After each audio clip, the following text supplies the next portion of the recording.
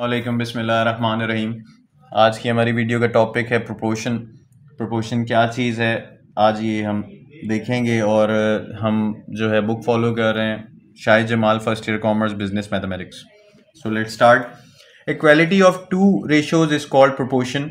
A proportion may be written as, अच्छा जी, दो रेशोज का बराबर होना जो है कहलाता है proportion. Equality of two ratios जो है वो कहलाती है प्रोपोर्शन। ठीक है। और प्रोपोर्शन को आप इस तरीके से लिख सकते हैं ए अपॉन बी, ये एक रेशो हो गया, बीच में इक्वल्स टू का साइन, और दूसरा रेशो सी अपॉन डी। ठीक है, इस तरीके से भी लिख सकते हैं आप प्रोपोर्शन को, या फिर आप इस तरीके से भी लिख सकते हैं ए रेशो बी, ये प्रोपोर्शन। ठीक है, और c ratio d. Note, if a upon b is equals to c upon d, मतलब अगर दो रेशोज आपके बराबर हों, पहला वाला रेशो और दूसरा वाला रेशो बराबर हों, तो फिर आप ये तमाम चीज़ें फाइंड आउट कर सकते हैं। इस तरीके से काम करेंगे इसके ऊपर, क्या किस तरीके से ये देखते हैं।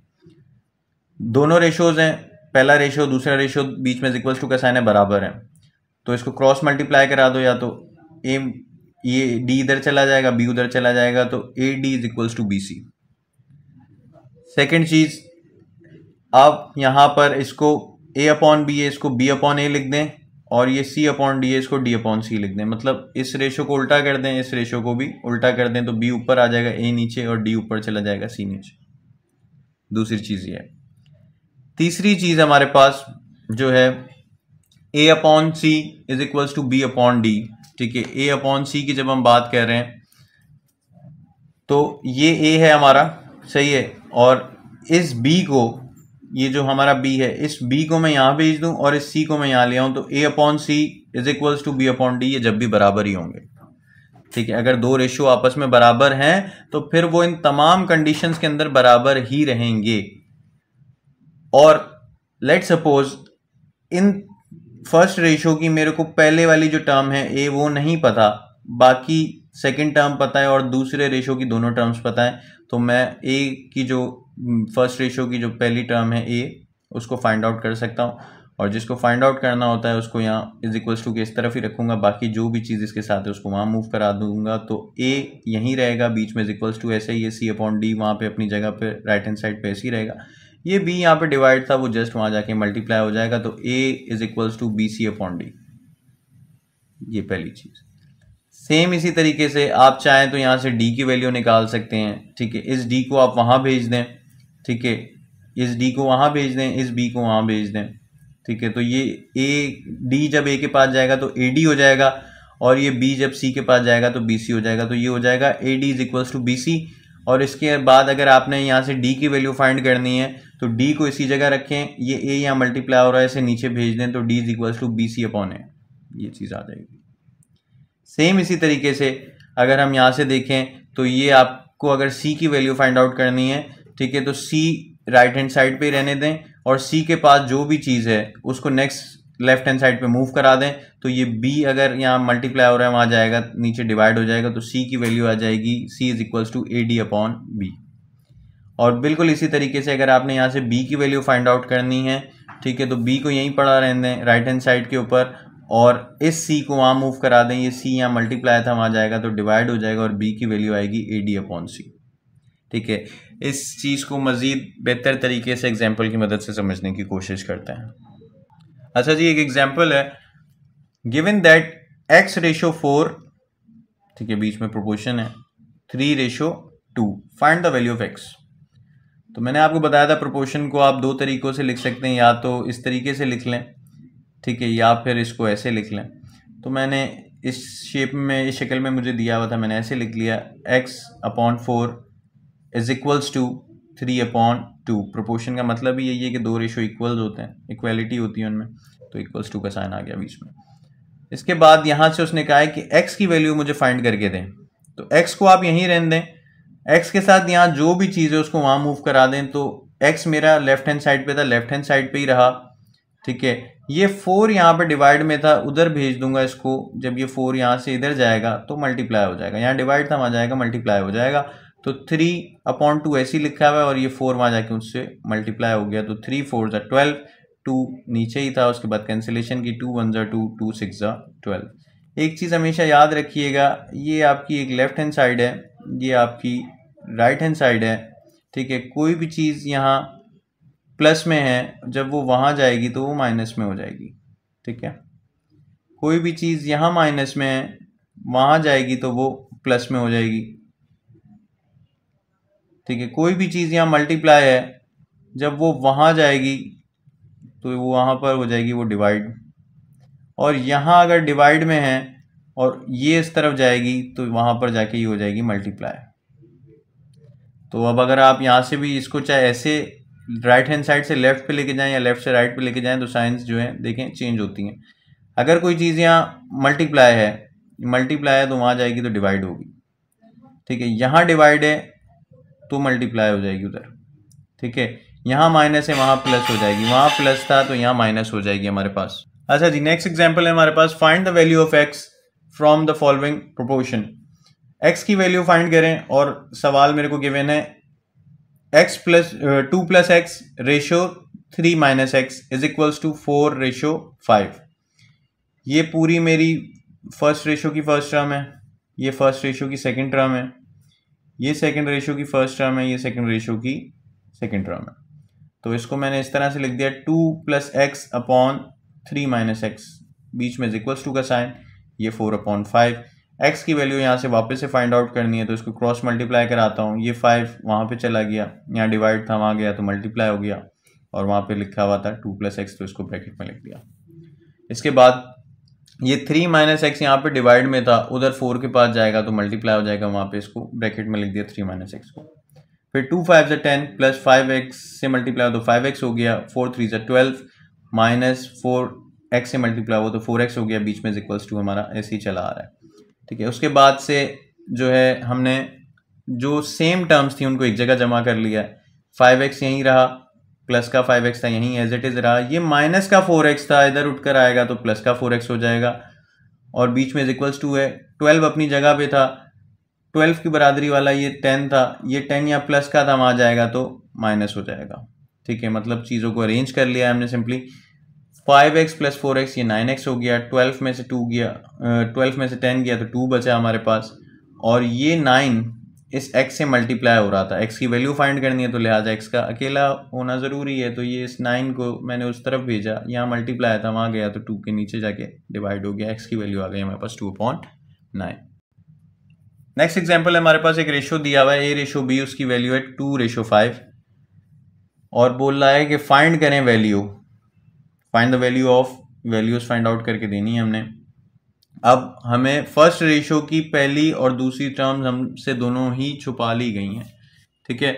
अच्छा, रेशो की वैल्यू उसने हमें दे दी है, a जो है a रेशो b की जो हमारे पास वैल्यू है, ठीक है, वो है 2 रेशो 5, और क्वेश्चन अब यहाँ से स्टार्ट होता है। क्वेश्चन बोल रहा है a plus b ratio 3a plus b, ठीक है। तो जो हमें गिवन था वो चीज़ें हमने लिख ली, a रेशो b मतलब a अपॉन b की जो वैल्यू है 2/5 है, ठीक है। तो इस चीज़ में से पहले मैं इस चीज़ को a के लिए सेट कर लेता हूँ, a की वैल्यू यहाँ से निकाल लेता हूँ, तो ये a यहीं पड़ा रहने दूँ, ये b वहाँ भेज दूँ, तो ये 2/5 के पास जाके मल्टीप्लाई हो गया, यहाँ से मैंने a की वैल्यू निकाल ली, ठीक है।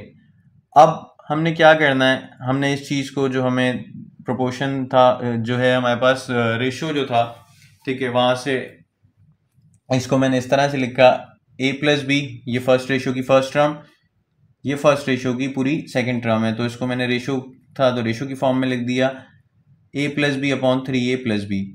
उसके बाद जहाँ जहाँ आप मेरे पास a आएगा वहाँ वहाँ मैं ये वैल्यू पुट करूँगा, जहाँ जहाँ पर a आएगा। अच्छा जी, ये पहली चीज़ मेरे पास a है, तो a की वैल्यू क्या है 2/5 और b, तो ये मैंने ब्रैकेट बना दिया और a की जगह ये इस a की वैल्यू रख दी, प्लस का साइन प्लस का ही रहा, b ही रहा। उसके बाद नीचे डिनोमिनेटर में आते हैं, ये 3 था 3 रहा, a की जगह वापस से मैंने ब्रैकेट के अंदर इसकी वैल्यू पुट कर दी, बीच में प्लस का साइन, और ये b रहा।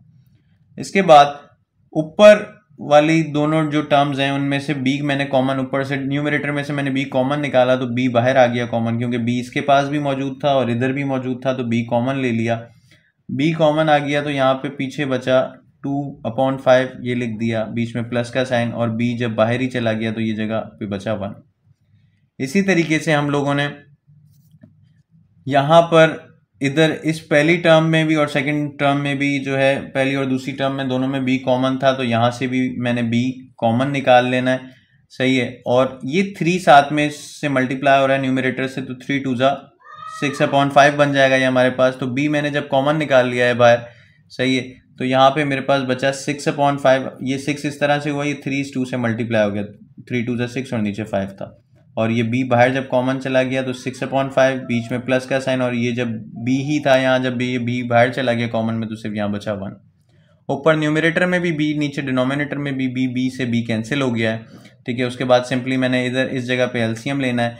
जब भी दो चीज़ें फ्रैक्शन, एक चीज़ जो है आपको फ्रैक्शन में दी हुई हो और एक चीज़ आपको सिंपल नंबर दिया हुआ हो और बीच में प्लस या माइनस हो, तो उस केस में आपने हमेशा एलसीएम लेना है। ठीक है। तो यहाँ पर जब 1 के नीचे कुछ नहीं था तो इट्स मीन के 1 के नीचे 1 ही है। जब इसका एलसीएम लिया तो 5 आ गया।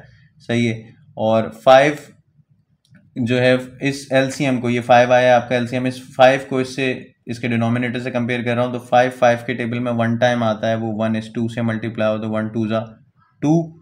ठीक है। और बीच में प्लस का साइन है हमारे पास यहाँ पर, मतलब ये हमारा 2 आ जाएगा इधर, और ये बीच में प्लस का साइन। अब ये वाला 5 वापस से इस डिनोमिनेटर से आप कंपेयर करें तो 5 1 के टेबल में कितनी दफ़ा आता है, 5 टाइम आता है, तो वो 5 इस 1 से मल्टीप्लाई होगा, तो 1 5 जा 5, ये हो जाएगा आपके पास 7। तो ऊपर आ गया आपके पास 7/5। इसी तरीके से सेम हमने यहाँ पर इस 1 के नीचे कुछ नहीं था तो ये 1 था। ठीक है। और जहाँ जब एलसीएम लिया तो 5 आया। 5 के टेबल में कितनी दफ़ा आता है, 1 टाइम आता है, तो वो 1 इस 6 से मल्टीप्लाई होगा, तो 1 6 जा 6 आ जाएगा।